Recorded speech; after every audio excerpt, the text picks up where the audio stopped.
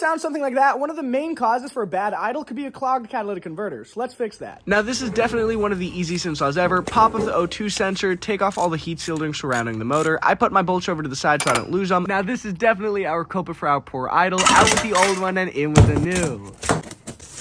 And that's safe to say it's definitely going to fix our idle. Alongside with the cat, we also have a whole hardware package including steel reinforced gaskets and all new bolts. We wouldn't have to use a rusty crusty ones.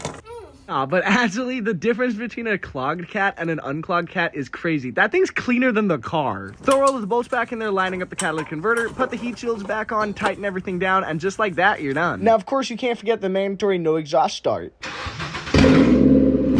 Even with no exhaust, the idle sounds 1,000 times better, but next time you start your car, make sure it always has oil. Oh, no oil. So now that the car's back on the ground, I can show you guys just how bad that it really sounded beforehand, and just how good it sounds as we're pulling away out of the garage. So massive shout out to Carpets.com for all of the tools and